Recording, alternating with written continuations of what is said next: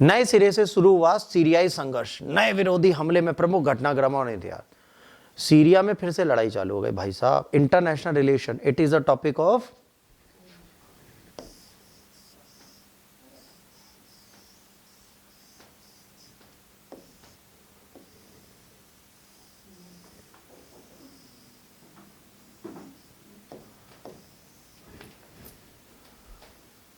It is a topic of IR। ठीक, अब इस IR के टॉपिक को हम लोग पढ़ते हैं, आइए ध्यान देते हैं। सीरिया लंबे समय से चल रहे गृह युद्ध में विरोधियों के बड़े हमले को दुनिया का ध्यान अपनी ओर खींचा है। इनके बड़े शहर का नाम है ओलेप्पो और उसके आसपास कई सारे शहरों पर कब्जा कर लिया है। और 2020 के युद्ध विराम के बाद अब इतनी बड़ी लड़ाई हुई है। विद्रोही ने अब दारा प्रांत पर पूर्ण नियंत्रण कर लिया है। ओपेलो और हम्मा के बाद उनकी तीसरी बड़ी विजय है। ठीक है, अब ये क्षेत्र जो इन्होंने जीते आपको याद रखने पड़ेंगे, एक करंट में पूछे जाते हैं। कौन कौन से फालतू के शायर हैं बट पूछेंगे। इसी अभी इन्होंने कौन सा नया क्षेत्र जीता है वो आपको याद रखना है ना। ओलेप्पो, तो अलेप्पो कहाँ पर है ये आप गूगल पे मैप पे देख लीजिएगा, अलेप्पो कहाँ पर है। और इनके पास कौन कौन से क्षेत्र आ गए, अलेप्पो और हामा, है ना, और होम्स और सविदा। अब अगला कौन सा होगा, होम्स और सविदा। तो ये 4 प्लेसेस हैं जिन पे इन्होंने ध्यान केंद्रित किया है, क्योंकि ये सीरिया के बड़े इंपॉर्टेंट शहर माने जाते हैं। इनको देखेंगे। अच्छा, 2020 से सीज फायर चल रही है।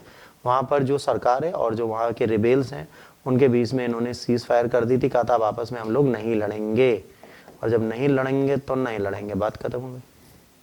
वी वोंट लड़ेंगे तो नो लड़ेंगे, ठीक है। तो इन लोगों ने लड़ना कर दिया बंद।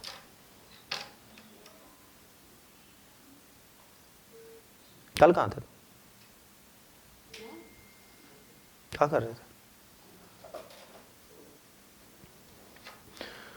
सीरिया का गृह युद्ध। सीरिया ने 2010 में अरब स्प्रिंग के आसपास शुरू हुआ था। कब हुआ था, अरब की स्प्रिंग के टाइम पर। मध्य पूर्व और उत्तरी अफ्रीका में लंबे समय तक चलने वाला विद्रोह है।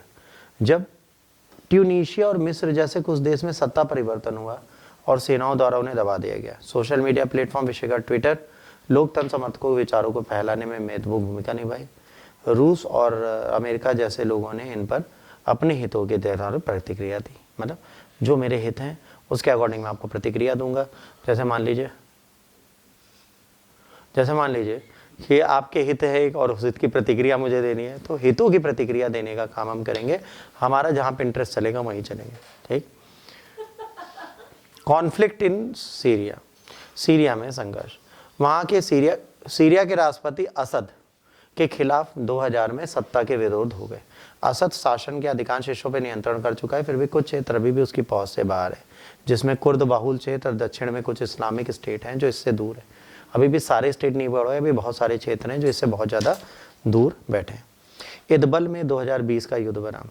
मार्च में तुर्की और रूस के बीच युद्ध विराम समझौते से इदबल प्रांत में शांति आ गई। तुर्की सीरियाई विद्रोही का समर्थन करता है जबकि रूस असद शासन का समर्थन करता है, ठीक है। अब ये युद्ध विराम लग गया। अब इससे क्या हो गया भाई, HT को अमेरिका रूस तुर्की द्वारा आतंकवादी समूह घोषित कर दिया गया। तुर्की के साथ इसके जटिल संबंध है, तो टर्की के खिलाफ जाने से अच्छा है कि भैया टर्की के साथ इनको जोड़ो, तो इनको आतंकवादी बना दो। तुर्की इदबल ने इनके साथ कार्य किया और इनको सहयोग किया। तुर्की सीमा नियंत्रण करता है इसको, और इनको जो भी चीज़ चाहिए वो सारी सपोर्ट इनको देता है। तो इस सपोर्ट से क्या होता है, ये पूरी तरीके से काम कर पाते हैं। अब की प्लेयर सीरिया में जो लॉन्ग रनिंग सिविल वॉर चलाते हैं, पहला सीरियन गवर्नमेंट। सबसे पहले कौन है, सीरिया की सरकार खुद ही सबसे बड़ा युद्ध चला रही है। प्रेसिडेंट बसार असद अभी तक हटे नहीं, जब से बैठे थे तब से गद्दी बैठे हैं, और इन्हीं के चक्कर में वही हम सोचे क्या लड़ रहा है, फिर पता चला भाई जींस से गोल गोल घूम रही है, ठीक। देखो नहीं बहुत महंगी है, घूरने से कुछ नहीं चलता किसी को, मैं बहुत सुंदर हूँ, मैं ये मानता हूँ बस, ठीक है। अब यहाँ पर सपोर्ट इनको कौन करता है, Iran, Russia, Hezbollah, Assad region को, ठीक है, सपोर्ट करते हैं। और उसके बाद हयात ताहिर अल सलाम, नहीं अल साम, ये जो है अल नुसरा फ्रंट टाइज है, अल कायदा, हयात ताहिर, है ना, इन सबको जिहादीज जो होते हैं ये इसको सपोर्ट करते हैं। तो बहुत अच्छा है, आप पढ़ते रहिए, मजा आएगी आपको। इसके बाद यूनाइटेड स्टेट जो होता है ये इस्लामिक स्टेट से लड़ने जाता है, तो ये स्ट्राइक करता है कुर्दिश फोर्स पे, ठीक है। और 900 ट्रूप्स इन सीरिया जो होती हैं वो मेंटेन करती हैं। फिर टर्की मिलिट्री इंटरवेंशन करता है कुर्दिश लेट फोर्स के साथ, और अब वो क्या करता है, सीरिया के नॉर्दर्न बॉर्डर को कंट्रोल करता है। तो सबने धीरे धीरे अपना अपना क्षेत्र छीन लिया। सीरिया ने भी अपना एरिया ले लिया, टर्की ने भी अपना एरिया ले लिया, अमेरिका ने भी अपना ले लिया, रूस ने भी अपना एरिया ले लिया।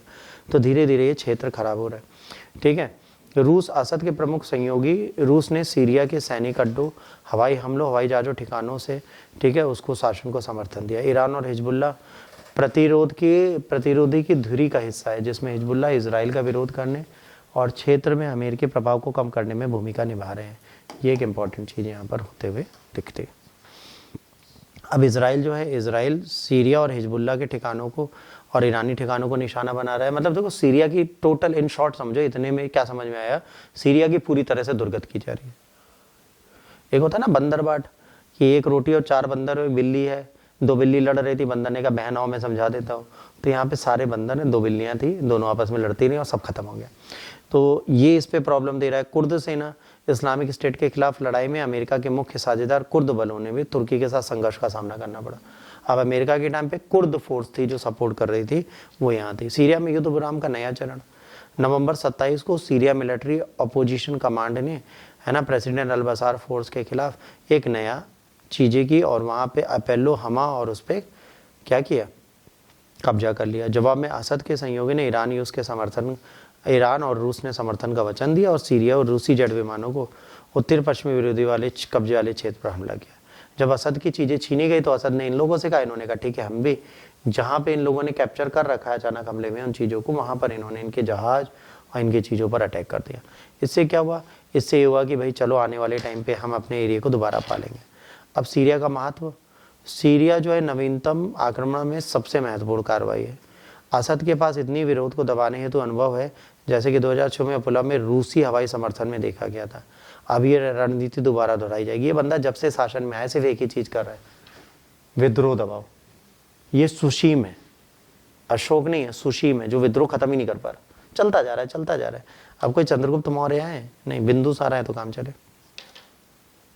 अभी हम कुछ पूछेंगे तो फिर कोई कुछ आंसर क्वेश्चन पूछ लेगा, फिर हम बेचते होंगे तो इसे बड़े पढ़ाते रहो। शासन की भेद्यता, यह हमला असद की कमजोरियों को रेखांकित करता है, क्योंकि ईरान और हिजबुल्ला जैसे प्रमुख सहयोगी कहीं और व्यस्त हैं। असद कमजोर क्यों है, क्योंकि ये लोग अलग बिजी हैं। अमेरिका द्वारा समर्थित इजराइल हमास को समर्थन देने के कारण लेबनान में हिजबुल्ला के सक्रिय रूप से मुकाबला कर रहे हैं। इस बीच रूस भी इस टाइम पे कहाँ, यूक्रेन वॉर में उलझा हुआ है। तो जितने के सहयोगी सब आपस में लड़ रहे हैं, अब ये बेचारा अकेले पड़ा है। ठीक है, लगातार क्षेत्रीय अस्थिरता। 27 नवंबर को इसराइल और लेबनान के बीच अंतिम युद्ध विराम के बावजूद उल्लंघन की खबरें आई। इसराइल रक्षा बलों ने दक्षिणी लेबनान में हिजबुल्ला की संपत्तियों पर 2 हवाई हमले किए, जिससे यह संकेत मिलता है कि इस क्षेत्र में शांति अल्पावधि में अनिश्चित बनी हुई। इससे हमें पता चलता है कि यहाँ पर शांति जो है वो अभी आ नहीं पाएगी और उसको लाया नहीं जाएगा। अब ये आपके 2 क्वेश्चन हैं जो आपसे एग्जाम में एज इट इज़ पूछे जाते हैं। आपका मन करे आप लोग पढ़ लें, ना मन करे तो कोई बात नहीं, क्योंकि वो तो पहले मुंडी ला रहा है, हम ना पढ़ सर, चाहे कुछ हो जाए।